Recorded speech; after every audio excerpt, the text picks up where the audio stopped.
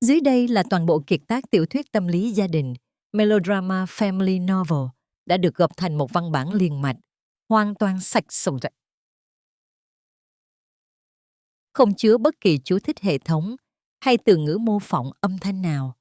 Văn bản này đã được tối ưu hóa 100% để bạn có thể copy và paste trực tiếp vào phần mềm thu âm giống đọc AI, TTS của mình. Pinalayas mo ako para sa babaeng sumira ng buhay natin. Habang basang-basa si Mayumi sa ulan, nakangiting humigop ng alak si Selena sa loob ng mansyon. Tinalikuran siya ni Kaylen. Walang awang itinapon ang lisensya niya sa putikan. Imbes na lumuhod, pinulot ito ni Mayumi. Umalab ang kanyang mga mata. Babalik ako. Hindi para sa'yo, kundi para bawiin ang anak ko. Makakayanan kaya niyang pabagsakin ang mga demonyong nagtatago sa yaman? Baliw ka! Gusto mong patayin ang anak ko dahil naiinggit ka na kailanman ay hindi ka magkakaanak. Ang matinis na boses ni Selena ay pumunit sa katahimikan ng malawak na mansyon, umalingaw-ngaw sa bawat sulok ng marangyang pasilyo. Sa mga oras na yon, hawak ni Mayumi ang isang maliit na mangkok ng mainit na sabaw ng manok na maingat niyang niluto buong umaga para sa nilalagnat na si Ligaya. Ang singaw ng sabaw ay unti-unting naglaho, kasabay ng panginginig ng kanyang mga kamay. Unti-unting nanlamig ang buong katawan ni Mayumi. Bumigat ang kanyang paghinga na tila may nakadagan na malaking bato sa kanyang dibdib. Namahid ang kanyang mga daliri, kaya't ang porselanang mangkok ay dumulas mula sa kanyang hawak at tuluyang nagkadurog-durog sa makintab na sahig na marmol. Ang mainit na sabaw na ginawa niya ng may buong pagmamahal ay humalo sa mga piraso ng basag na porselana. Hindi siya makapagsalita. Ang lalamunan niya ay tila tinusok ng libu-libong karayom nang makita niya ang eksena sa kanyang harapan. Bakit ganito kabilis mawala ang halaga ng lahat ng sakripisyo ko? Bakit ang katotohanan ay kayang baluktutin ng isang luhang huwad? Nagtatago sa likod ni Selena ang 6 na taong gulang na si Ligaya. Nanginginig ang bata, yakap-yakap ang sariling tuhod. Ang mga braso ng inosenteng bata ay puno ng mga nakakatakot na pasa na kailanman ay hindi iginuhit ng mga kamay ni Mayumi. Umarte si Selena na wari isang pinakakaawang ina, humikbi ng malakas at mahigpit na niyakap ang anak. Tumingin si Selena kay Mayumi na may luhaan ngunit matatalim na mata, mga matang nagtatago ng isang malalim at madilim na lihim. Lumapit si Doña Carmela, ang ina ni Kaylen, na ang muka ay laging nakataas upang maliitin ang sinumang walang dugong bughaw. Walang pag-aalinlangan, dumapo ang isang napakalakas na sampal sa pisngi ni Mayumi. Ang tunog ng palad na tumama sa kanyang balat ay umabot hanggang sa kanyang kaluluwa, na iwan ng isang mapulang marka ng kahihiyan. Isang linta mula sa tondo, malamig na sabi ng matanda. Ang mga mata ay puno ng pandidiri. Kahit anong pilit mong magdamit ng maganda, lalabas at lalabas ang tunay mong kulay. Wala kang pusong ina dahil isa kang baog. Isa kang pagkakamali na dinala ng anak ko sa pamamahay na ito. Bago pa man makasagot si Mayumi upang ipagtanggol ang kanyang sarili, bumukas ang malaking pintuan ng mansyon. Dumating si Kaylen. Ang kanyang mga hakbang ay mabigat at ang kanyang mga mata ay bakas ang labis na pagod mula sa trabaho. Ngunit bago pa siya makalapit sa kanyang asawa, mabilis na inabot ni Selena ang isang kayumangging sobre. Umiiyak na sumbong ni Selena habang inilalapag ang mga papel. Isa iyong medical report na nagsasabing binubugbog ni Mayumi ang bata at isa pang huwad na resulta ng ultrasound na nagsasabing nagdadalang tao si Selena. Tinignan ni Kaylen ang mga papel. Ang kanyang mga panga ay nagtagis. Ang paningin niya ay nagpalipat-lipat sa mga pasa ni Ligaya, sa umiiyak na si Selena at sa basag na mangkok sa paanan ni Mayumi. Sinubukan ni Mayumi na humakbang palapit sa asawa. Iniangat niya ang kanyang nanginginig na kamay, isang nakasanayang kilos upang ayusin ang gusot sa kwelyo ng polo nito. upang iparamdam na narito siya at handang ipaliwanag ang lahat. Ngunit umatras si Kailen, isang maliit na hakbang palayo na nagdulot ng malaking guwang sa puso ni Mayumi. Kailen, asawa mo ako. Garalgal na bulong ni Mayumi. Ang mga luha ay nagbabadyang tumulo, ngunit pilit niyang pinipigilan. Maniwala ka sa akin. Kailanman ay hindi ko sinaktan ng bata. Anak ang turing ko sa kanya. Umalis ka na muna, Mayumi. Malamig na utos ni Kailen. Ang kanyang boses ay walang emosyon. Ngunit ang kanyang mga mata ay umiiwas. Huwag mo nang dagdagan ang takot ni Ligaya. Hindi ko alam kung ano ang paniniwalaan ko ngayon. Pero kailangan kong unahin ang anak ko. Lumingon si Mayumi kay Ligaya. Inaasahan na tatakbo ito palapit sa kanya tulad ng dati kapag may kulog at kidlat sa gabi. Umaasa siya na tatawagin siyang mama. Ngunit dahil sa epekto ng gamot na palihim na ipinainom ni Selena upang lituhin ang isip ng bata, nanlaki ang mga mata ni Ligaya sa takot. Umatras ang bata at mas humigpit ang hawak sa damit ng kanyang tunay na ina. Ang hakbang na yon ng bata, ang huling punyal na bumaon sa dibdib ni Mayumi, pinapatay ang huling pag-asa sa kanyang puso. Wala nang salitang lumabas sa bibig ni Mayumi. Tumalikod siya. Ang bawat hakbang palabas ng pinto ay tila paglalakad sa ibabaw ng mga bubog. Pagsapit niya sa labas, bumuhos ang isang malakas na ulan. Ang malamig na tubig ay humampas sa kanyang mukha. Hinugasan ang mga luha na hindi na niya kayang pigilan. Sa kanyang paglalakad sa basa at maputik na kalsada, nakita niya ang kanyang lisensya sa pagiging doktor na kanina lamang ay pinunit at itinapon ni Doña Carmela palabas ng gate. Yumuko siya. Pinulot ang maruming piraso ng papel na naglalaman ng kanyang dignidad at buong buhay na pinaghirapan. Lumingala siya sa ikalawang palapag ng mansyon. Mula sa bintana, nakita niya ang anino ni Selena na nakatayo. Nakangiting umiinom ng alak habang pinapanood ang kanyang pagbagsak. Sumara ang malaking gate na bakal, nag-iwan ng isang mabigat na tunog na naghihiwalay sa dalawang mundo. Tiningnan ni Mayumi ang kanyang dalawang kamay na nanginginig sa lamig. Ang mga kamay na ito ay nagpagaling ng libu-libong may sakit. Ngunit ngayon ay pinararatangang marumi at malupit. Hahayaan ba niyang ang mga kamay ring ito ang maging saksi sa tuluyang pagkasira ng buhay ng nag-iisang batang itinuring niyang anak? Patuloy na nanginig ang mga kamay ni Mayumi habang nilalakbay niya ang madilim at bahaing kalsada.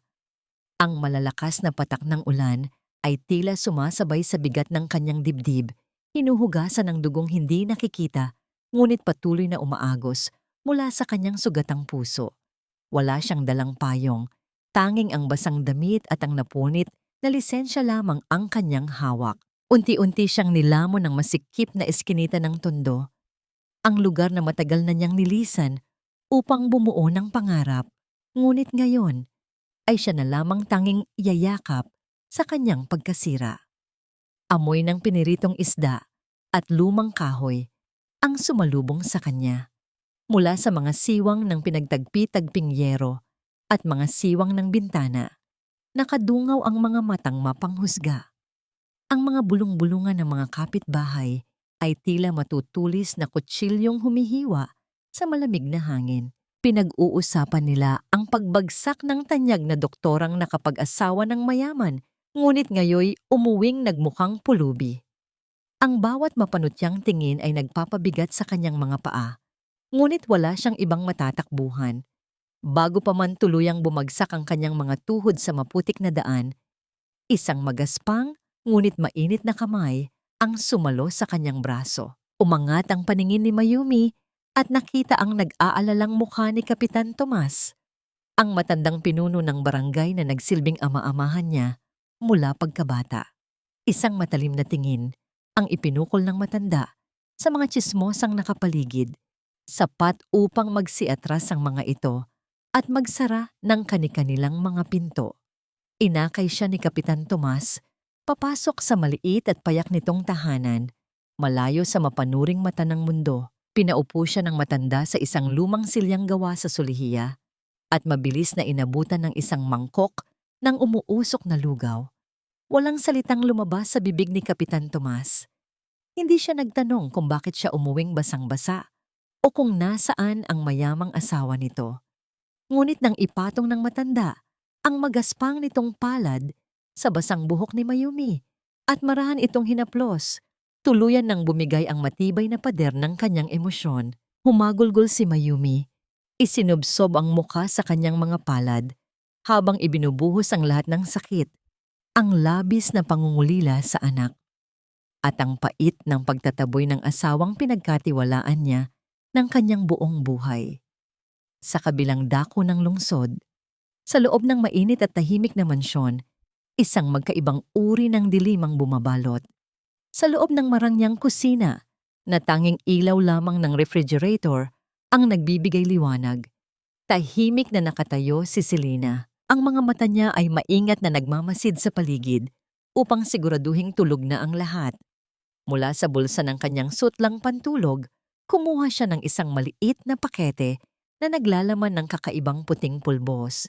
Ang paketeng iyon ay hindi nabibili sa kahit anong botika. Dahan-dahan niyang ibinuhos ang mapanganib na nilalaman nito sa isang baso ng mainit na gatas.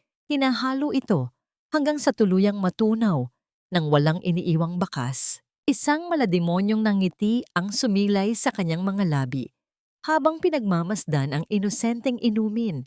Sa isip niya, ito ang magiging tulay upang patuloy na magkasakit si Ligaya. At habang may sakit ang bata, patuloy na dadaloy ang yaman ni Kailen sa kanyang mga palad. Bumalik ang gunita sa isang maliit na kwarto sa tondo, kung saan nakahiga si Mayumi sa isang kawayang papag. Mahigpit niyang yakap-yakap ang isang maliit at kulay rosas na sando ni Ligaya na palagi niyang itinatago sa kanyang bag. Ang amoy ng pulbos at pawis ng inosenteng bata ay nanunuot sa kanyang ilong, nagpapabigat lalo sa kanyang pangungulila. Bawat patak ng ulan na tumatama sa bubong na yero ay parang pag-orasan na nagbibilang ng mga sandaling hindi niya nakikita at nahahawakan ng bata. Nakatulog kaya siya ng maayos? Hinanap kaya niya ang aking pag-awit? Hanggang kailan niya titiisin ang ganitong paghihiwalay bago siya tuluyang kainin ng lungkot? Kasabay ng malalim na buntong hininga ni Mayumi sa malamig na gabi, isang munting katawan ang nagpupumiglas sa init ng mataas na lagnat sa loob ng mansyon. Nagising si Ligaya na basang-basa ng pawis, nanginginig ang mga maputlang labi at nanlalabo ang paningin dahil sa epekto ng gatas na ipinainom sa kanya. Sa kanyang kalituhan at matinding takot sa dilim, ang tanging pangalan na namutawi sa kanyang maliit na bibig ay ang taong palaging nagpapatahan sa kanya. Umiiyak niyang tinawag si Mama Mayumi. Ngunit sa halip na mainit na yakap at malambot na halik na kanyang inaasahan, isang mabigat at malupit na palad ang dumapo sa kanyang maliit na pisngi. Napahiga pabalik ang bata, humihikbi habang nakatingin sa nanlilisik na mga mata ni Selena, na mahigpit na nagbabawal sa kanya na umiyak at sambitin kailanman ang pangalang iyon. Isang lumang sombrero at kupas na diyaket ang nagsilbing kanlungan ni Mayumi habang nakatayo siya sa ilalim ng malilim na puno sa tapat ng sikat na paaralan ni Ligaya. Ang bawat paglabas ng mga estudyante ay nagpapabilis sa tibok ng kanyang puso. Hinigpitan niya ang hawak sa strap ng kanyang bag, nananalangin na masilayan man lang ang inosenteng mukha ng batang kanyang pinakamamahal kahit sa malayo. Hindi naglaon, lumabas ang pamilyar na maliit na bulto. Ngunit ang kaba sa dibdib ni Mayumi ay napalitan ng isang malamig na takot. Walang sigla ang mga hakbang ni Ligaya. Nakayuko ang bata. Tila ba napakabigat ng hangin sa kanyang paligid. Nang bahagyang humihip ang hangin at natanggal ang pagkakabalot ng panyo sa leeg ni Ligaya, nanlaki ang mga mata ni Mayumi. Bilang isang doktor, hindi siya maaaring magkamali. Ang mga namumulang pantal na yon ay hindi gawa ng kagat ng insekto o anumang pangkaraniwang sakit sa balat. Iyon ay isang malinaw na manifestasyon ng matinding reaksyon ng katawan sa isang malakas na gamot, isang uri ng kemikal na hindi dapat ibinibigay sa isang bata. Bago pa man siya makapag-isip ng maayos at makalapit, isang matinis na boses ang bumasag sa kanyang pagkatulala. Itinuro siya ni Selena habang pilit na inilalayo si Ligaya. Sumigaw ang tunay na ina, tinatawag ang mga gwardya at inaakusahan si Mayumi na sinusubukan nitong dukutin ang bata. Mabilis na lumapit ang dalawang malalaking lalaki na nakasuot ng uniforme ng gwardya. Mahigpit na hinawakan ang magkabilang braso ni Mayumi. Kasabay ng kaguluhang yon, isang itim na sasakyan ang huminto. Bumaba si Kailen, ngunit may kakaiba sa kanyang asawa. Ang matipunong lalaki na kilala niya ay tila pasan ng buong mundo. Malalim ang mga itim na bilog sa ilalim ng kanyang mga mata at gusot ang kanyang mamahaling polo, isang senyales ng mga gabing walang tulog at matinding pag-iisip. Bakit ganito ang hitsura ng lalaking ito kung nasa kanya na ang lahat ng gusto niya? Kailen, parang awa mo na. Tignan mo ang leeg ng anak natin. Pagmamakaawa ni Mayumi, hindi iniinda ang sakit ng pagkakapigil ng mga gwardya sa kanya. Hindi iyan simpleng sugat. Reaksyon niyan sa isang malakas na pampatulog. Kailen, manganganib ang buhay ni Ligaya. Ngunit sa halip na mag-alala, isang malamig at blangkong tingin ang ipinukol ni Kailen sa kanya. Pati ba naman dito, Mayumi? Gagawa ka ng eksena? Huwag mo nang gamitin ang pagiging doktor mo para lang makalapit sa amin. May restraining order ka na. Huwag mo nang pilitin ang sarili mo. Ang mga salitang yon ay tila asido na unti-unting tumunaw sa natitirang pag-asa ni Mayumi. Ipinagtabuyan siya ni Kailen gamit ang isang kumpas ng kamay. Inuutusan ng mga gwardya na ilayo siya sa lugar na yon habang kinakaladkad siya palayo. Pilit na inilalayo ni Selena si Ligaya patungo sa sasakyan. Ngunit sa isang iglap na tila huminto ang pag-ikot ng mundo, inabot ni Ligaya ang kanyang maliit na kamay sa pagitan ng mga rehas na bakal ng gate. Kahit pilit siyang hinihila, nagawa niyang isingit ang kanyang kamay. Dumampi ang kanyang maliit na hiniliit sa nanginginig na hiniliit ni Mayumi. Isang segundong init.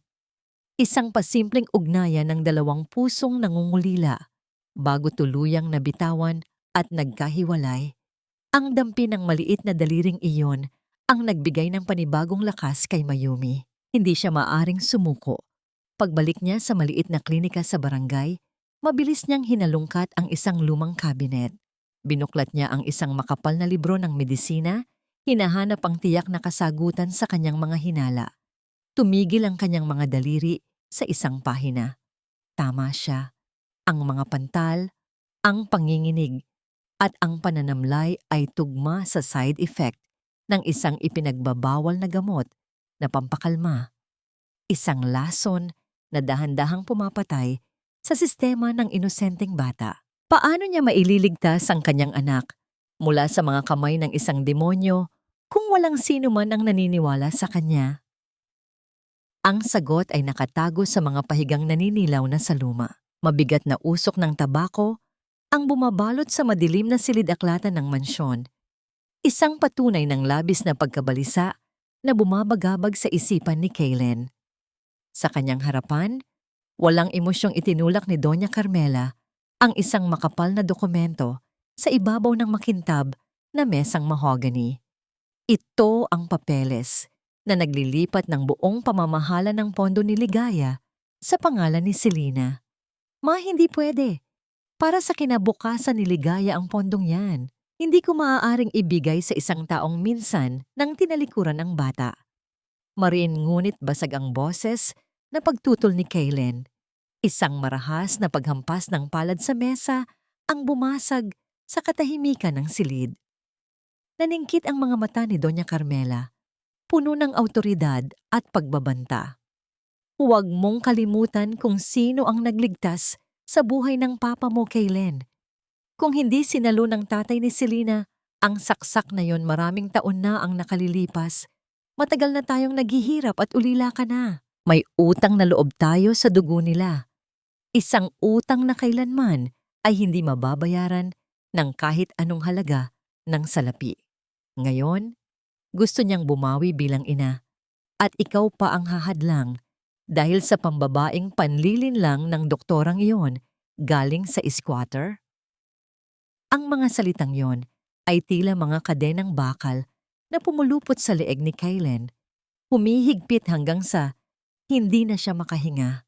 Ang bigat ng utang na loob ng kanilang pamilya ang siyang pumipigil sa kanya upang gawin kung ano ang tama. Tumalikod ang kanyang ina at lumabas ng silid. Iniwan siyang nakakulong sa sarili niyang kahinaan. Nang matiyak niyang nag-iisa na siya, dahan-dahang binuksan ni Kaylen ang pinakailalim na drawer ng kanyang mesa.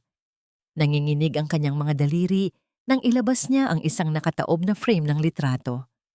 Ito ang larawan nila ni Mayumi noong araw ng kanilang kasal. Sa larawang yon, walang bakas ng lungkot, tanging isang wagas na ngangiti ng isang babaeng nangakong mamahalin siya at ang kanyang anak habang buhay. Maingat na hinaplos ni Kaylen ang mukha ni Mayumi sa salamin. Sumikip ang kanyang dibdib, pinupunit ng konsensya at matinding pangungulila. Sa kalagitnaan ng kanyang tahimik na pagdurusa, isang patak ng mainit na luha ang kumawala mula sa kanyang pagod na mga mata. Bumagsak ang luhang yon nang eksakto sa nakangiting mukha ni Mayumi sa litrato. Dahan-dahang pinalabo ang masayang imahe, tulad ng kung paano niya sinira ang buhay ng nag-iisang babaeng tunay na nagmahal sa kanila. Sa kabilang dulo ng pasilyo, malayo sa kalungkutan ni Kaylen, nakatayo si Selena sa isang madilim na sulok. Nakadikit ang telepono sa kanyang tainga at isang malademonyong nangiti ang nakaguhit sa kanyang mga labi. Oo, malapit na. Makukuha ko na ang pondo. Maghintay ka lang dyan at magpakasaya. Mahina ngunit madiin niyang bulong. Mula sa kabilang linya, isang magaspang na boses ng lalaki ang sumagot. Nagbabanta na siguraduhin niyang magtatagumpay ang plano, kundi ay pareho silang babagsak. Isang lihim na kasunduan na nagbabadya ng mas malaking panganib. Pinunasan ni Selena ang kanyang tuyong mga mata. Pinilit na magmukhang kaawa-awa bago pumasok sa silid-aklatan. Nilapitan niya ang nakatulalang si Kaylen at naglapag ng isang checkbook sa ibabaw ng mesa. Kaylen, malambing ngunit mapanlinlang niyang wika.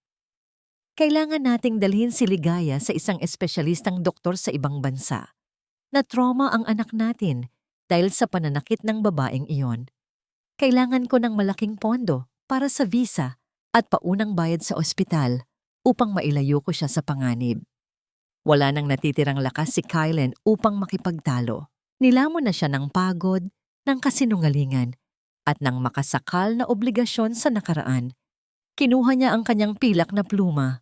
Inilapat niya ang dulo nito sa papel.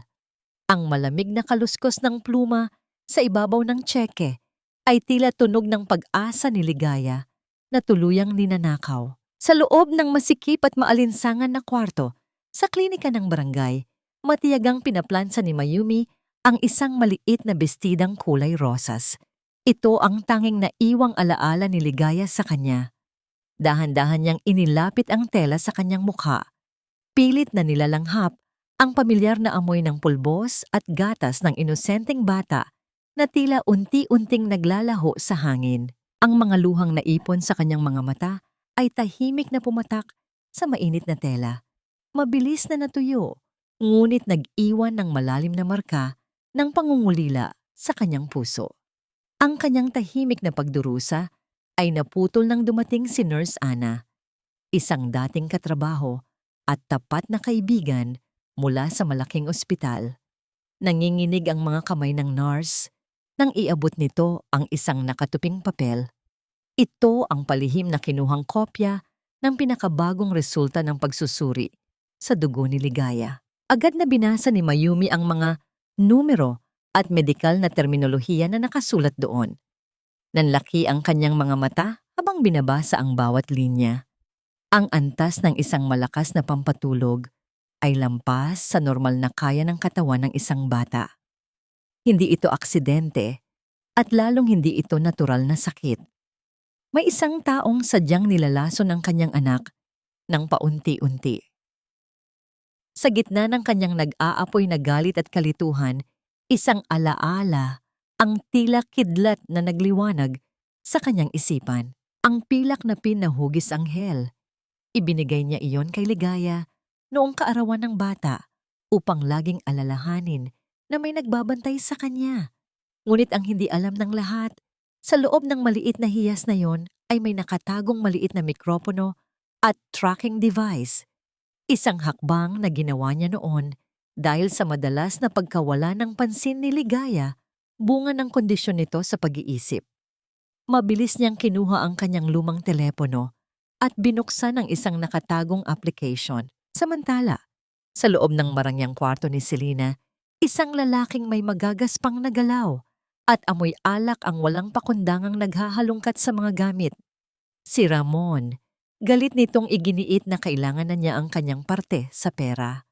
Nang wala siyang mahanap na alahas sa kabinet ni Selena, napunta ang kanyang paningin sa maliit na kahon sa ibabaw ng lamesa ng natutulog at nanlalamig na si Ligaya. Kinuha niya ang pilak na anghel na pin. Kumislap ang kasakiman sa kanyang mga mata. Inisip na maipagpapalit niya ito ng ilang libong piso sa sanglaan upang ipantustos sa kanyang bisyo sa sugal. Isinuksok niya ito sa kanyang maruming bulsa at nagmamadaling umalis bago pa man may makakita sa kanya. Bumalik ang eksena kay Mayumi. Nakita niya ang isang maliit na pulang tuldok na kumukurap sa screen ng kanyang telepono. Gumagalaw ito, palabas ng subdivision ng mga Kailen at mabilis na patungo sa direksyon ng Tondo, sa mismong pusod ng kahirapan at krimen. Walang inaksayang sandali si Mayumi. Binalot niya ang sarili sa isang itim na jacket, hindi inalintana ang panganib ng malalim na gabi. Sinundan niya ang sinasabi ng mapa hanggang sa tumigil siya sa tapat ng isang maliit na sanglaan na bukas ng 24 oras. Mula sa labas ng maalikabok na salamin ng tindahan, sinilip niya ang loob. Ang kanyang puso ay halos tumalon palabas sa kanyang dibdib. Nasa ibabaw ng salaming escaparate, hawak ng isang lalaking puno ng tattoo at may masamang tingin, ang pilak na anghel ng kanyang anak. Nakasalalay sa maliit na bagay na yon, ang katotohanang magliligtas kay Ligaya. At ang isang maling galaw ay maaring magbaon sa lihim na ito ng tuluyan. Ang malamig na kislap ng pilak ay tila humihingi ng tulong sa gitna ng dilim. Nanginginig ang mga tuhod ni Mayumi habang binibilang ang lahat ng barya at gusot na perang papel na inilabas niya mula sa kanyang lumang pitaka. Sa harap ng makapal na salamin ng sanglaan, tiningnan siya mula ulo hanggang paa ng matabang lalaking nagbabantay, isang tinging puno ng pangungutya at kawalang pakialam. Hindi sapat ang kanyang dala. Ang halagang hinihingi para sa pilak na pin ay higit pa sa kaya niyang kitain sa isang buwan. Sa kanyang matinding desperasyon, tumakbo siya pabalik sa maliit na bahay ni Kapitan Tomas. Walang atubili. Kinuha ng matandang kapitan mula sa ilalim ng kanyang higaan ang isang lumang lata na naglalaman ng kanyang natitirang ipon. Binalot niya ito sa isang panyo at ipinilit sa mga kamay ni Mayumi, sabay utos na iligtas ang bata, anuman ang mangyari. Tagaktakang pawis at halos kapusin ang hininga, bumalik si Mayumi sa sanglaan at tuluyang nabawi ang nag-iisang susi sa katotohanan. Ang malamig na bakal ng pilak na anghel ay mahigpit niyang ikinuyom sa kanyang palad, na tila ba hawak niya ang mismong buhay ng kanyang anak. Habang tinatahak ni Mayumi ang daan, pabalik sa kanyang maliit na inuupahan, isang malagim na eksena ang nagaganap sa loob ng mansyon ng mga Kailen. Galit na itinapon ni Selena ang mga unan at damit. Sa sahig ng kwarto ni Ligaya, hinahanap niya ang mamahaling pin na balak din sana niyang ibenta. Hindi alam na naunahan na siya ng kanyang gahamang kasabwat. Nang mapagtantong nawawala ang alahas, ibinaling ng demonyong ina ang kanyang puot sa walang kalaban-labang bata.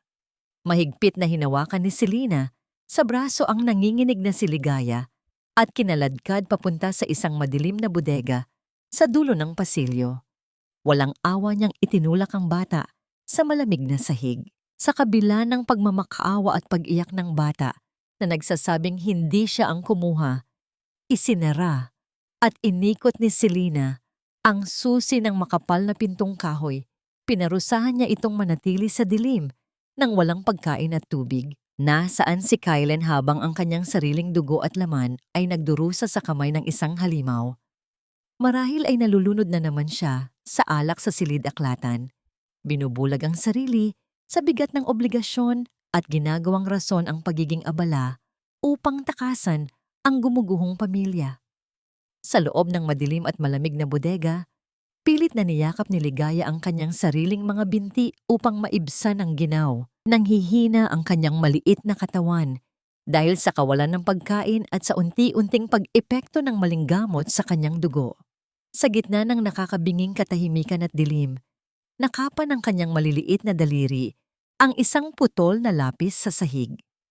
Gamit ang huling tipak ng lakas, iginuhit niya sa magaspang na pader ang isang figura ng babaeng may malalaking pakpak. Isinandal niya ang kanyang mainit at nilalagnat na pisngi sa malamig na pader na kanyang ginuhitan. Mahinang binubulong ang pangalan ni Mama Mayumi. Umaasang ang anghel na yon ay darating upang ilipad siya palayo sa impyernong yon. Ang asul na liwanag mula sa screen ng isang lumang laptop, ang tanging nagbibigay linaw sa mukha ni Mayumi sa loob ng kanyang madilim na kwarto. Nanginginig ang kanyang mga daliri nang ikabit niya ang maliit na memory card na nakatago sa loob ng pilak na pin. Bawat segundo ng paghihintay habang nagbubukas ang file ay tila isang taon ng pagdurusa. Nang lumitaw ang listahan ng mga na-record na tunog, pinili niya ang pinakahuling petsa. Ipinikit niya ang kanyang mga mata at pinindot ang pindutan upang simulan ang pag-play. Ang unang dumaloy mula sa maliliit na speaker ay hindi boses ng nag-uusap.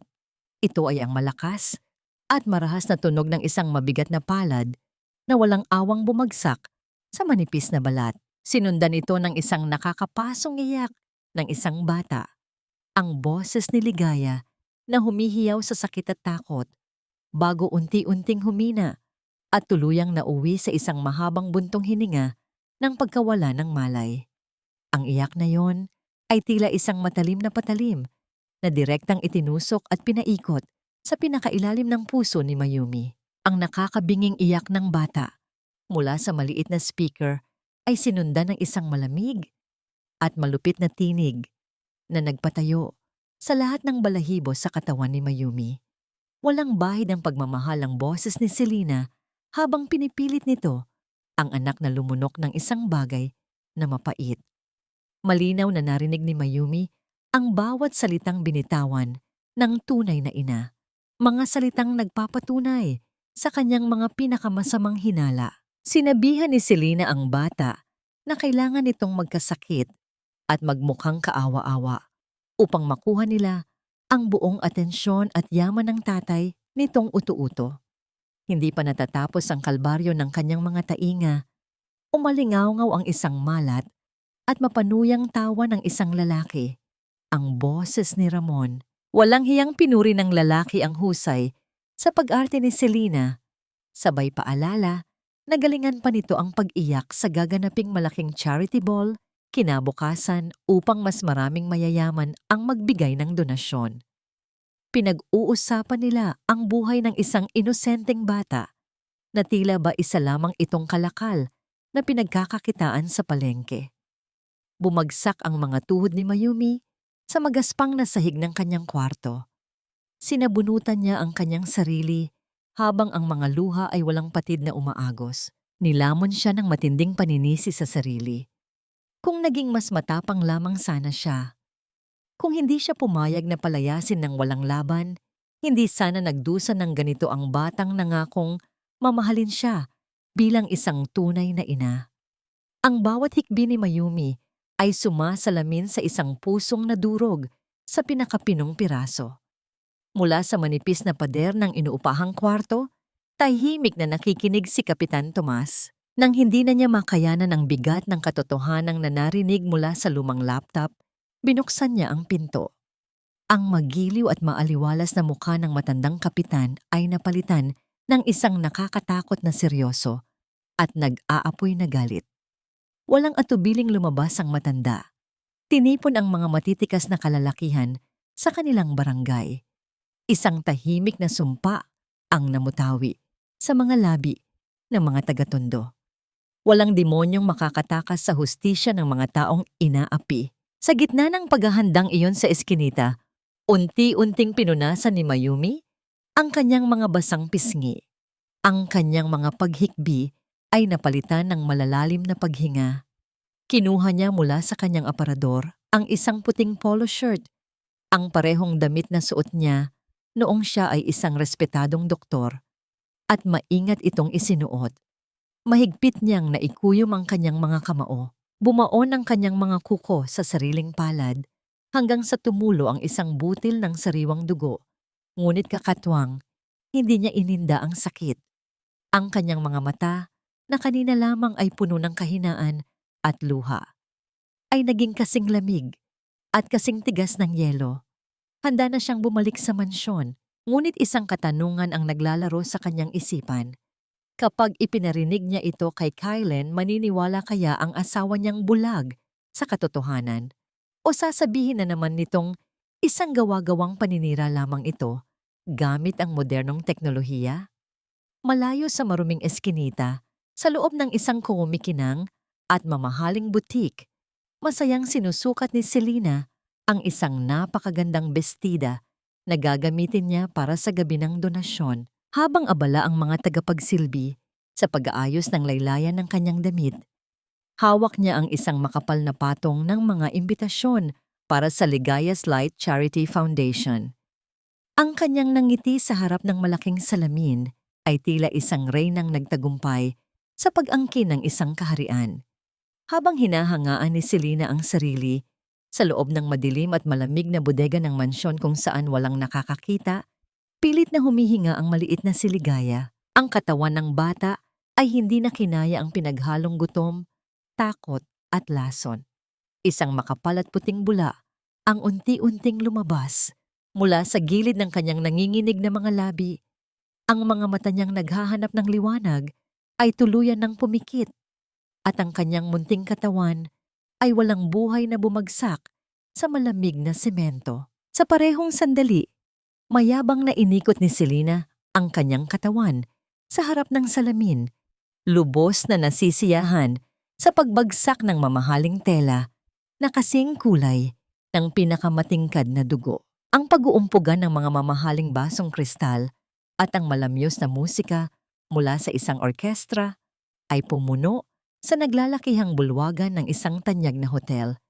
Ito ang gabi ng Ligaya's Light Charity Foundation. Sa gitna ng entablado, kumikinang si Selena, suot ang kanyang mapulang bestida na tila sumisimbolo sa dugong kanyang inutang. Walang patid ang pagpapakilala ni Doña Carmela sa kanya sa mga kilalang politiko at negosyante. Ipinagmamalaki ang huwad na ina na tila ba isang santo. Ngunit sa kabila ng kinang at yaman sa paligid, balisa si Kylen. Paulit-ulit niyang inaayos ang kwelyo ng kanyang kasuotan. Tila ba may nakapulupot na lubid sa kanyang leeg. Hinanap ng kanyang mga mata ang nag-iisang dahilan kung bakit siya naroon. Lumapit siya kay Selena.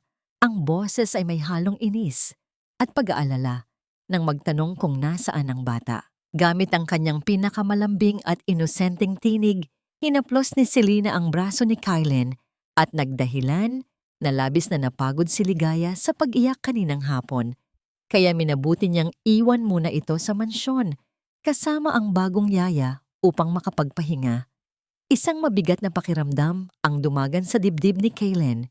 Isang kutob na hindi niya maipaliwanag, ngunit mabilis siyang hinila ni Doña Carmela upang batiin ang alkalde ng lungsod. Malayo sa marangyang pasukan ng hotel, sa malamig at madilim na eskinita ng service entrance, tahimik na nagmamasid sina Kapitan Tomas at ang ilang kalalakihan mula sa Tondo. Ginamit nila ang diskarte ng mga taong sanay sa kalye upang lampasan ang mahigpit na seguridad. Sa pamamagitan ng isang matalinong pagtatalo tungkol sa maling paghahatid ng yelo, at mga sangkap sa kusina. Matagumpay nilang nalito at nailayo ang atensyon ng mga gwardya. Sa sandaling iyon, mabilis na nakapasok si Mayumi sa loob ng gusali. Suot ang kanyang simpleng puting polo shirt na malayo sa nagkikislapang kasuotan ng mga panauhin. Sa isang madilim na pasilyo patungo sa pangunahing bulwagan, huminto si Mayumi.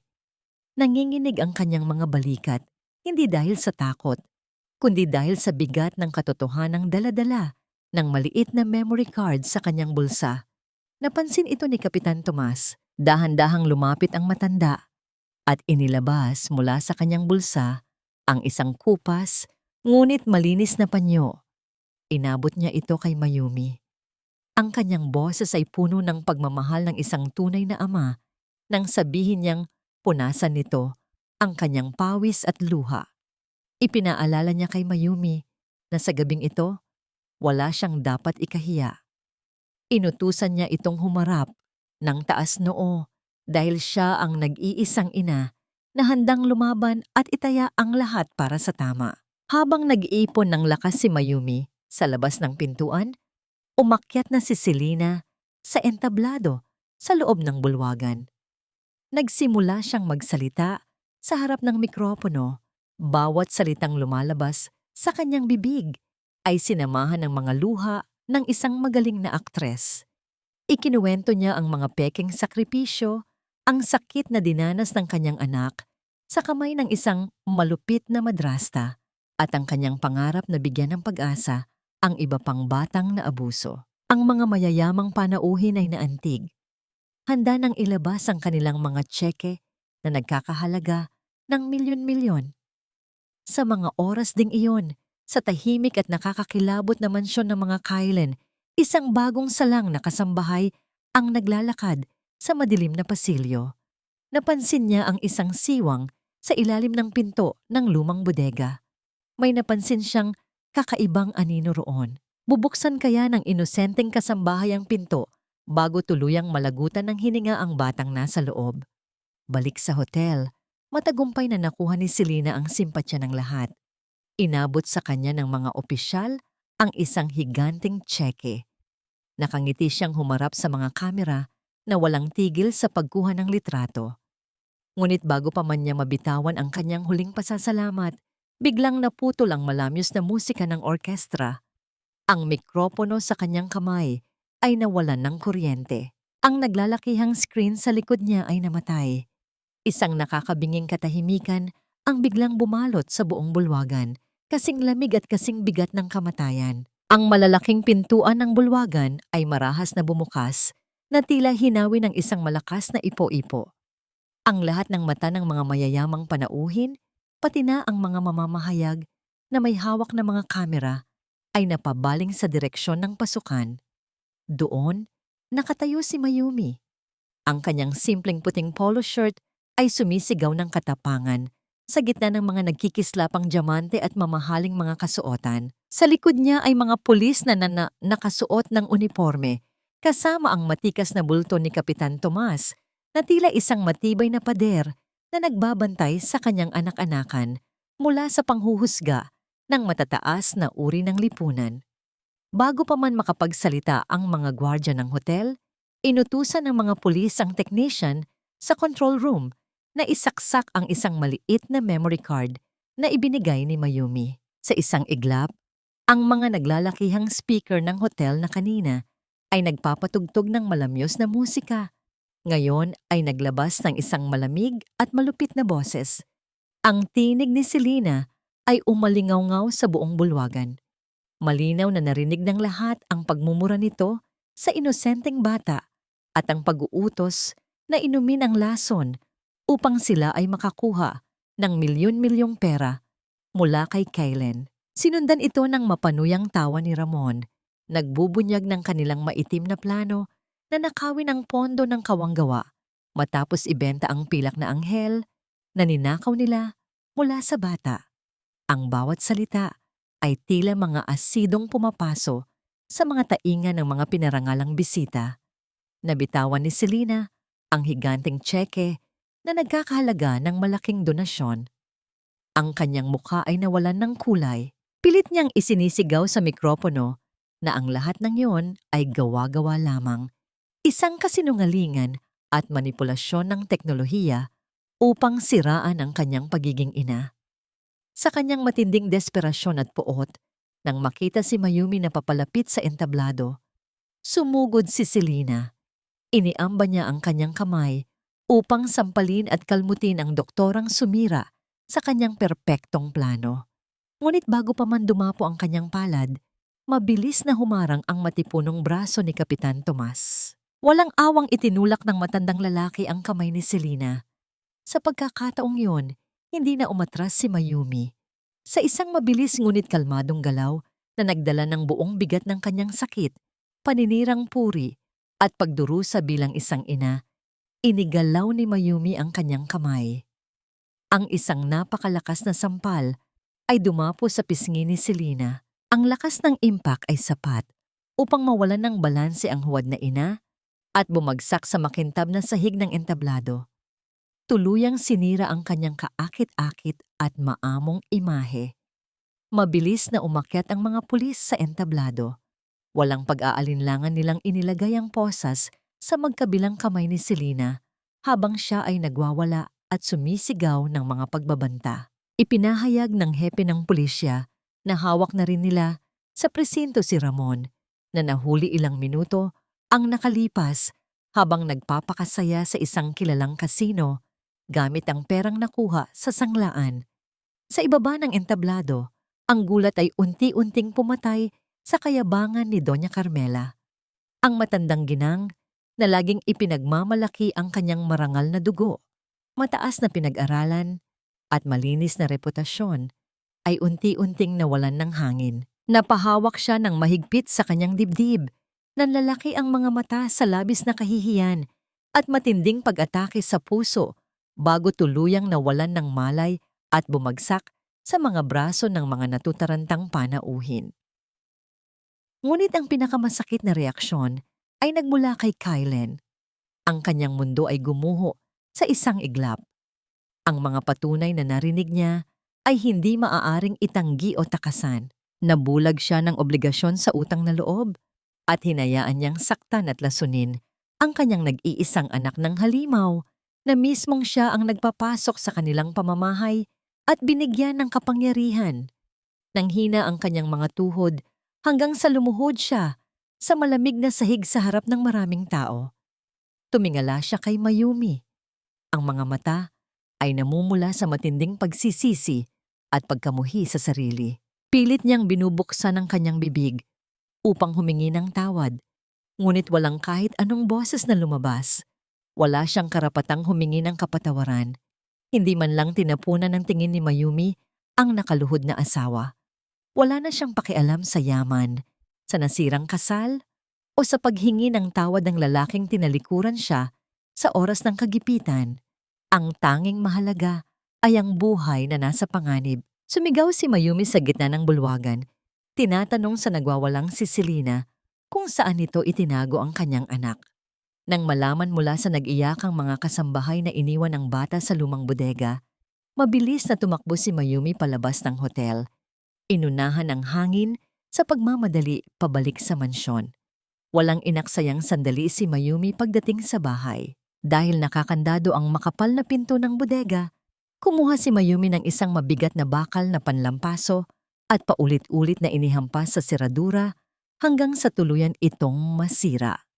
Pagbukas ng pinto, isang malamig na hangin ang sumalubong sa kanya. Doon, sa isang madilim na sulok sa tabi ng isang guhit ng pakpak sa pader, nakahiga ang maliit na bulto ni Ligaya. Ang mukha ng bata ay kasing putla ng papel at ang mga labi ay nangingitim. Nang buhatin niya ang bata sa kanyang mga bisig, halos wala na itong timbang. Idinikit ni Mayumi ang kanyang nanginginig na mukha sa dibdib ng inosenteng anghel upang pakinggan ang tibok ng puso nito. May natitira pa bang init sa manipis na balat na yon upang bigyan siya ng huling pag-asa na mailigtas ang kanyang buong mundo? Ang malamig na hangin ng madaling araw ay tila humihiwa sa balat habang buhat-buhat ni Mayumi ang walang malay na si Ligaya papasok sa emergency room. Ang mga ilaw sa pasilyo ng ospital ay nakakabulag. Ngunit ang tanging nakikita ni Mayumi ay ang namumutang mukha ng kanyang anak. Dahil sa kanyang propesyon bilang doktor, pilit siyang pinipigilan ng mga kapwa niya manggagamot na makialam sa proseso.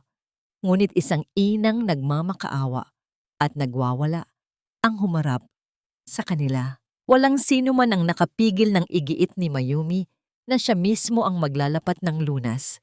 Nanginginig ang kanyang mga kamay, ngunit puno ng determinasyon niyang idiniin ang kanyang mga palad sa maliit na dibdib ni Ligaya. Paulit-ulit.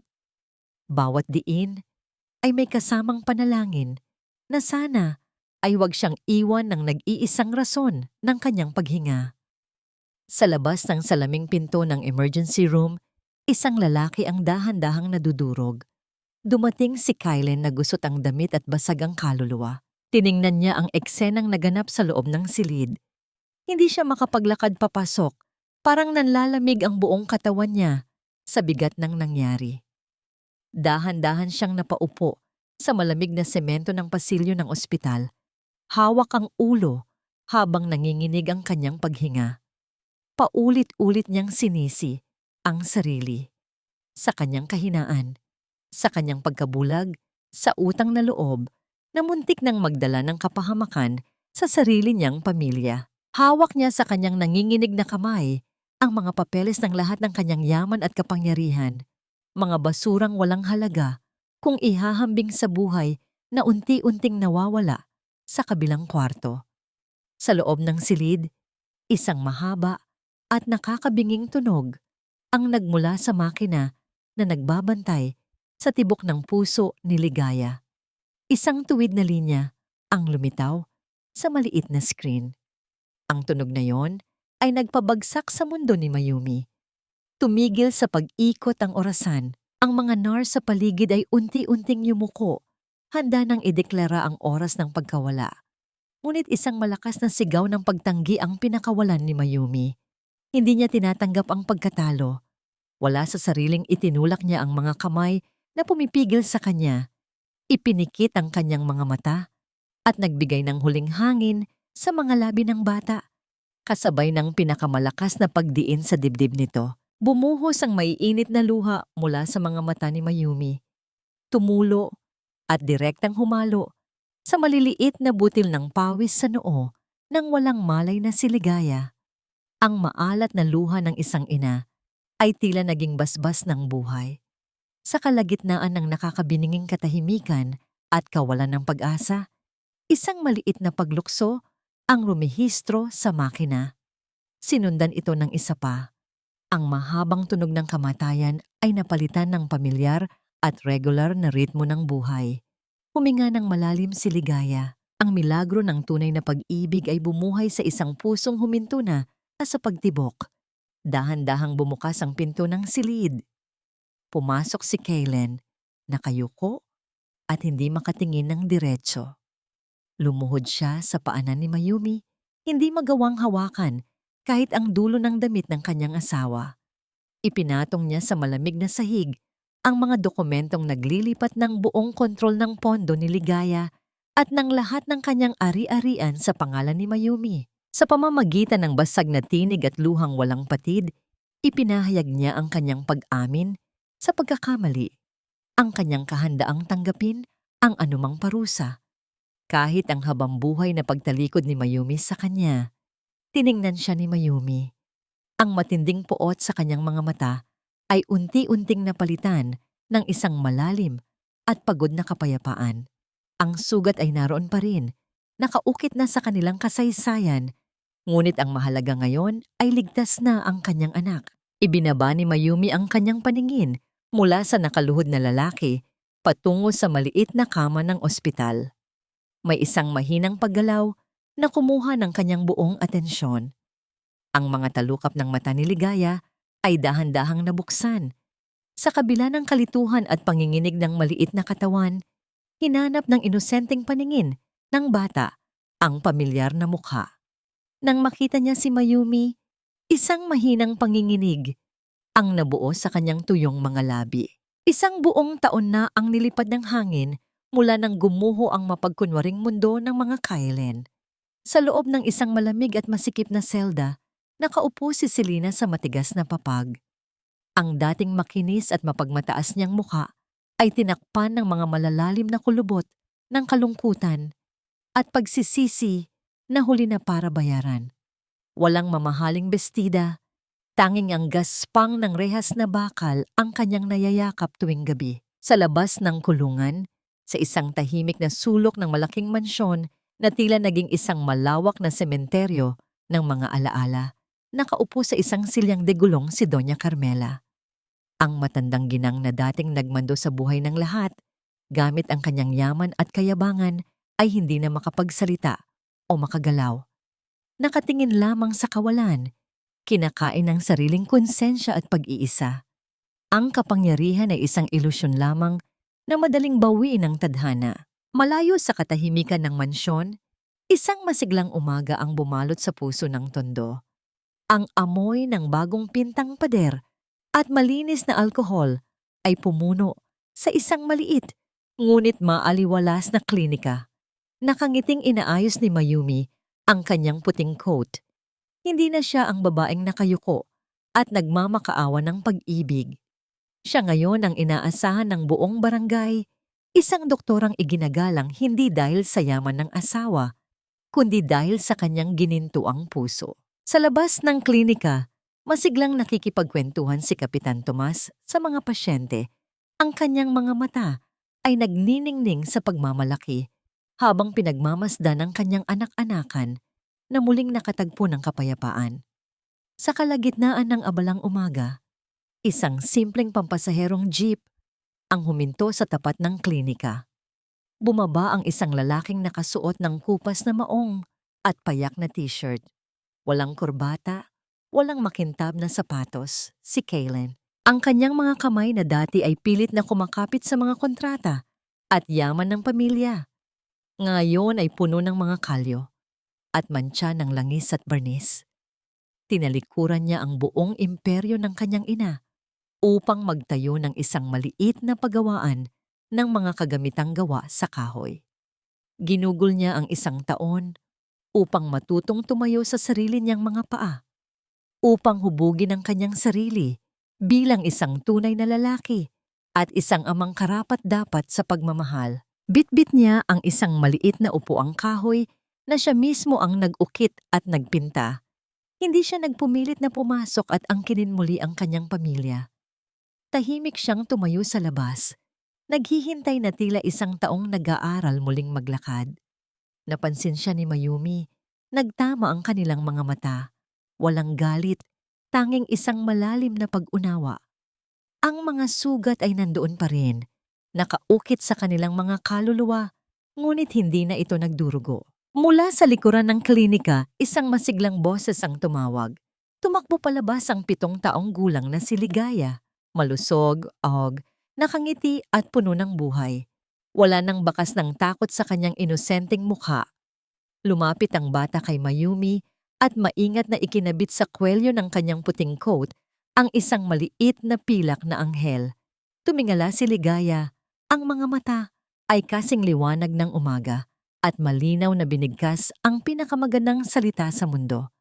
Mama, naluha si Kailen sa kagandahan ng tagpong yon. Isang paraisong muntik na niyang sirain. Tumingin si Mayumi sa asawang nakatayo sa labas ng pinto. Dahan-dahan, sumilay ang isang malambot at totoong nangiti sa kanyang mga labi. Hindi pa buo ang lahat at hindi madaling limutin ang nakaraan. Ngunit ang nangiting iyon ay isang bukas na pinto patungo sa isang bagong simula. Napatunayan ng panahon na ang utang na loob ay kailanman hindi dapat maging kadena upang maging bulag sa kasamaan. Ang tunay na pamilya ay hindi nasusukat sa perpektong ugnayan ng dugo, kundi sa tibay ng mga taong handang masaktan, magsakripisyo at sa huli, piliing magpatawad at muling magsimula araw-araw, alang-alang sa pag-ibig.